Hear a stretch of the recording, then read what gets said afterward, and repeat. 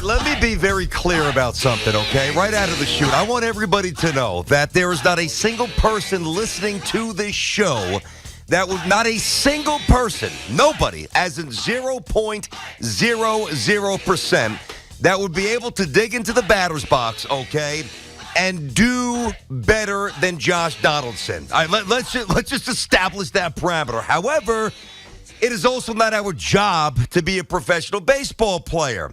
Josh Donaldson is washed. And the only thing that's worse about being washed is being too stubborn to change your approach. Now, listen, I know it's easy to sit here, swing the bat, lay off the slider, what are you doing? Hey, you know what?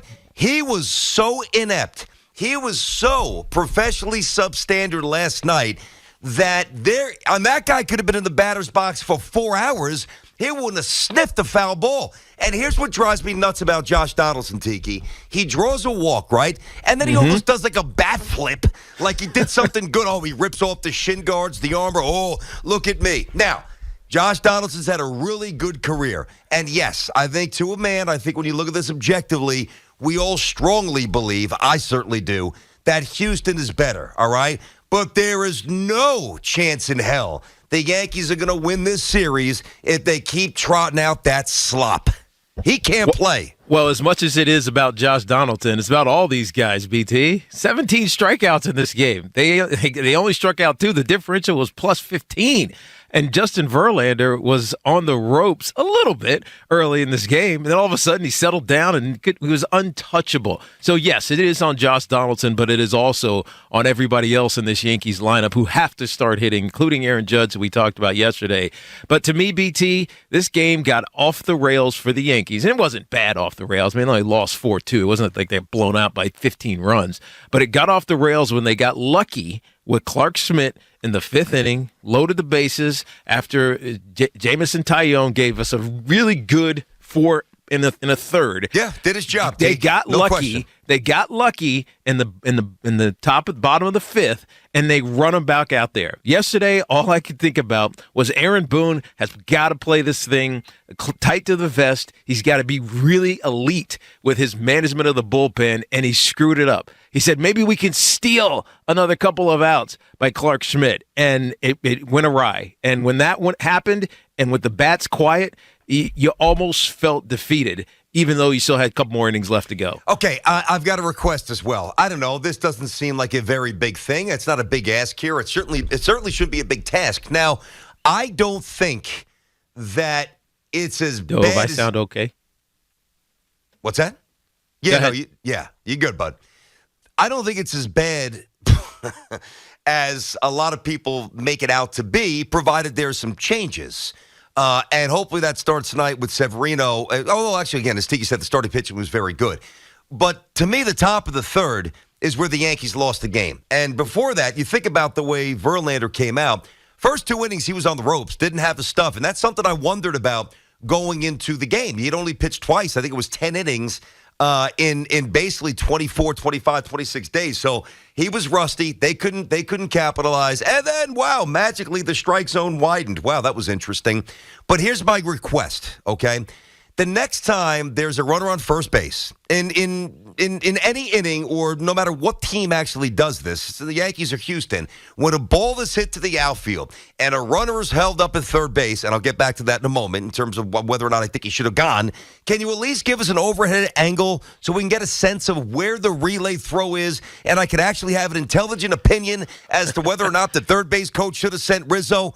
Where the hell was the camera? It's the American League Championship Series. Yeah, but it was less about that. It was not for me. It wasn't. I'm watching baseball the way I need to watch baseball, and I need to know if the third base coach made a mistake. You're analyzing it in real time, right? You know what's funny, BT? That's how I watch football. I watch football that way, and I get annoyed when I can't figure out why something didn't work or why there was a guy free runner in the backfield. So you're doing the same thing with baseball. It's funny because I didn't think of it like that, like you're thinking of it. But it makes sense now that you're bringing it up. Now, again, Rizzo's not fast. The ball was hit 113.2 miles per hour. The relay seemed fairly tight, even though it got past the right fielder a little bit. But I would like to see, I'm of the mindset, and I've said this throughout the entire season. Again, almost all of us believe this, and unless you're just an unabashed fanboy and whatever, that's fine. I believe strongly Houston is better, significantly better. So if that's the case, Teague, don't you need to really push the envelope and put the pressure on the opposition, make them make multiple plays? Yeah, you have to. It's kind of like what we were talking about when you were talking about coaching your kids, and you stress them to just keep running, like run, make them make a play, as opposed to conceding that they're going to, assuming that they're going to get it right and conceding the opportunity.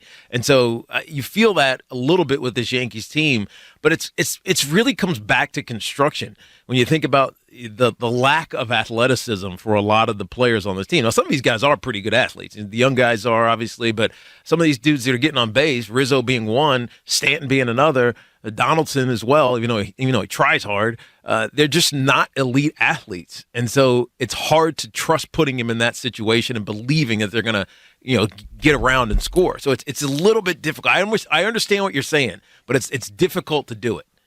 All right, 877-337-6666 is our number. Tiki and Tierney here on the Fan. It's one game, obviously. There's hopefully a long series to go, but certainly an ominous start for the Yankees, and we're inside of our Town Fair Tire studio. Our friends at Town Fair remind you that you always get the guaranteed lowest price on name brand tires from Connecticut to Maine. Nobody beats Town Fair Tire. Nobody. It's funny. You mentioned my team that I coached before, right? We're working out there in the winter, and I have not taken a true swing since college, like a real swing. And we were messing around. There was an older men's team. They were getting ready for their season, and I jumped in, and it was a BP pitch, right? And I was wooden bat. And I noticed, I'm like, whoa, okay, from the last time that I swung, my vision's different, right? I'm like, no, seriously. I know that. Oh, yeah. Seeing you try to read these reads. Well, there's a point here about actually Donaldson. I'm a broken down, never was, throwing BP to 7 and 8 year olds. And I can, I'm trying to decipher the spin, and I'm like, well, okay, then I've eventually got adjusted a little bit. Josh Donaldson looked like me not being able to see the ball. He cannot deduce what is a fastball and what is a curveball. You know what? Hold on. And he starts his swing because he's guessing. And I understand that. And I've said this to Tiki many times, like, why do great hitters, I'm not saying he was great, although he had a couple of great years, but a guy like Pujols for the last 4 or 5 years, the last 2 months aside, why does a guy like that, just kind of lose it? Well, because the vision goes a tick, you can't pick up the seams, you got to start guessing, you lose a tick of bat speed, you got to start things quicker, pull the string out in front. That's why guys can't hit anymore. And I'm watching, it's so obvious. He can't catch the heat. He can't deduce the changeup or the curve or the slider, what it is. This guy can't play. Now, the problem is he's probably going to play tonight, lefty-righty. But if he's in the 5-hole, Aaron Boone should get on the team bus and just leave forever. And every analytic nerd that helps him come to this determination should go with him. How the hell this guy's batting 5th with 4 games to go to the World Series is a joke. Yeah, but he has been zero all season. He has been, and it gets even more difficult when you have a guy in Matt Carpenter hitting behind him who hasn't played in 2 months, and looks like he hasn't played in 2 months.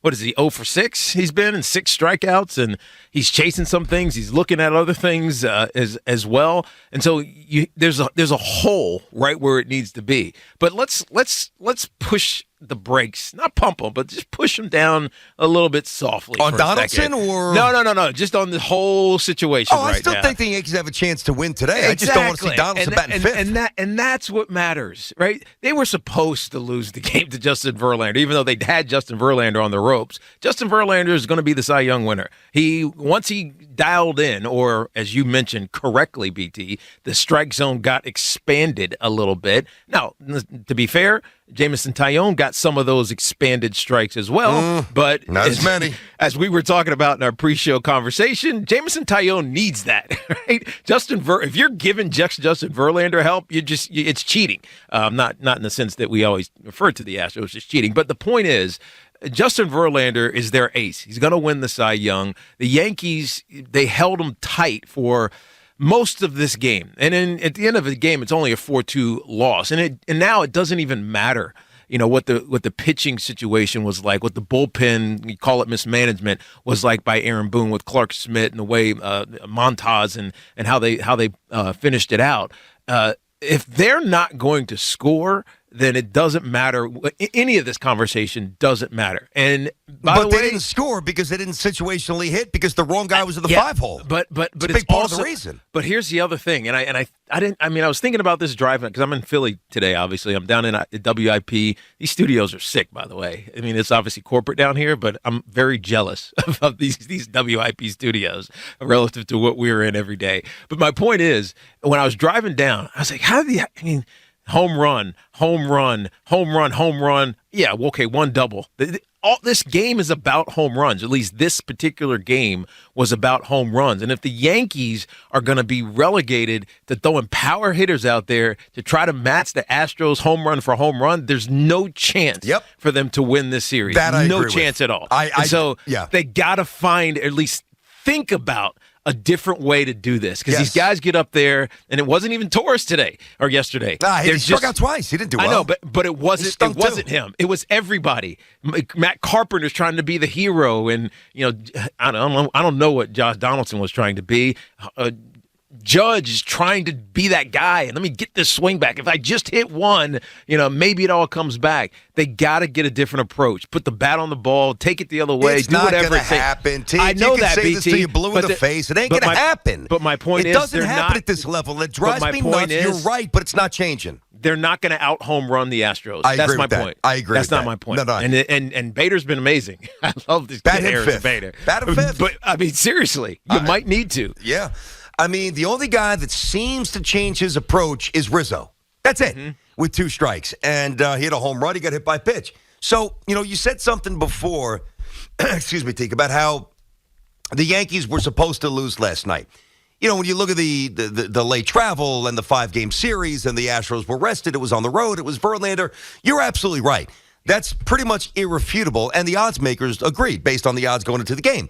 But I was able to wrap my mind around that during yesterday's show, at 4 in the afternoon, at 6 in the afternoon, even at 7. Hell, even at 7:37 first pitch. You know what I stopped thinking that? When the Yankees scored the first run and they had second and third and 1 out.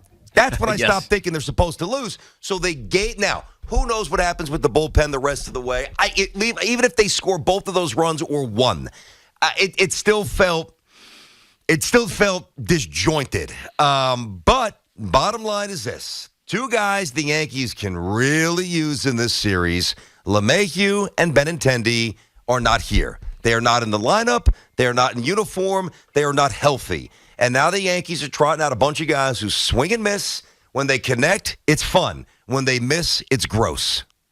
And they missed a whole hell of a lot last night. Yeah, 17 strikeouts. Verlander 17? Was responsible. I know. I mean, was responsible for 11 of them. It was ugly, man. 6 in a row, too, at one point. What are you kidding me?